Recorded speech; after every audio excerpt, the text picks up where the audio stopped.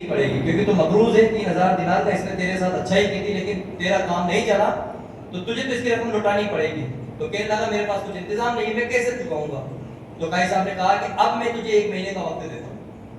1 مہینے کا وقت ہے تیرے پاس، اب 1 مہینے میں تو 3000 دینار کا انتظام کر کے لے آ، ورنہ تجھے میں پولٹری میں ڈال دوں گا، سلاخوں کے پیچھے ڈال دوں گا.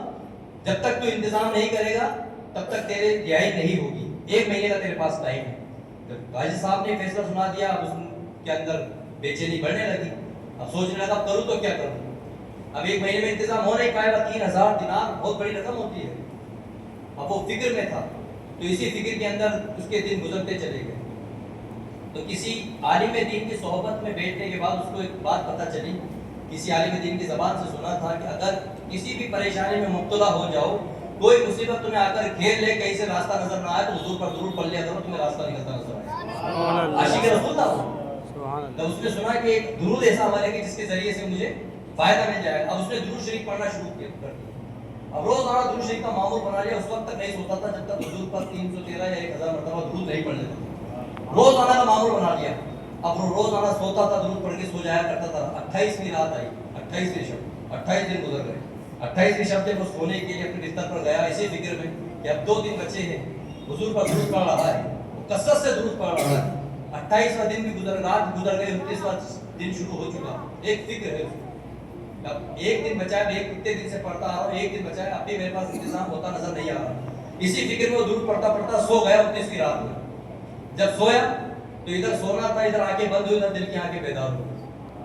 سبحان اللہ. آواز آئی، تو کیوں گھبراتا ہے؟ تیرا انتظام ہو جائے گا، گھبرائے مت، تیرا انتظام ہو جائے گا. آواز آئی، یہ بھی آواز. اس نے کہا ٹھیک ہے. جب یہ بھی آواز آئی تو اس نے کہا آواز سے تو کام ہونے والا نہیں.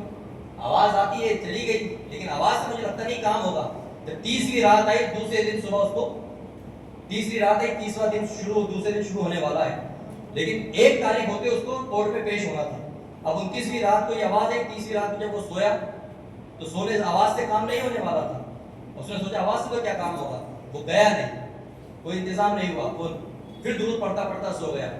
اس وقت آواز آئی تھی، پھر دل کی آنکھیں بیدار ہوتی ہے. پھر حضور صلی اللہ علیہ وسلم خواب میں تشریف لاتے ہیں. سبحان اللہ. حضور تشریف لائے تو کہا کہ تو گھبرائے مت، تیرا کام ہو جائے. ایسا کر، جو اس بستی کے اندر جو وزیر ہے نا، جس کو علی ابن عیسیٰ کہا جاتا ہے، اس کے پاس چلا جا. علی بن عیسیٰ کے پاس چلا جاؤ اور اس سے جا کر کے کہنا کہ مجھے حضور صلی اللہ علیہ وسلم نے بھیجا ہے اور میں اس 3000 دینار کا مقروض ہوں، میرے لیے انتظام کرو. اب 3000 دینار کا مقروض ہونے کے بعد جب انتظام کرنے کی بات آئی تو اس نے سوچا ٹھیک ہے میں چلا جاؤں. حضور نے کہا ہے نا. اب جب 30 کی صبح آ گئی، اب اس کو فکر ہوئی کہ اگر میں چلا گیا اس کے پاس، اب اس نے اس سے دلیل مانگی. اگر حضور نے بھیجا ہے ایسے تو کوئی بھی کہہ کر کے آ سکتا ہے. اگر حضور نے بھیجا ہے تو کوئی دلیل بھی تو ہونی چاہیے نا جو میں اس کے پاس لے کر کے جاؤں. وہ نہیں گیا، 30 کو بھی نہیں گیا. جب 30 کی رات آئی، درود پڑھتا پڑھتا سو گیا. پھر حضور صلی اللہ علیہ وسلم خواب میں تشریف لائے. سبحان اللہ. کہا جب میں نے تجھ سے کہا تھا کہ تو علی بن عیسیٰ کے پاس چلا جا، وہ تیرے لیے انتظام کر دے گا، اس نے میرا نام لے کر کے دینا.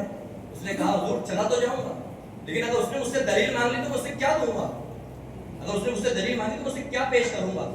تو حضور نے کہا کہ جا، اس سے کہنا کہ تجھ سے دلیل مانگے گا اور یقیناً مانگے گا.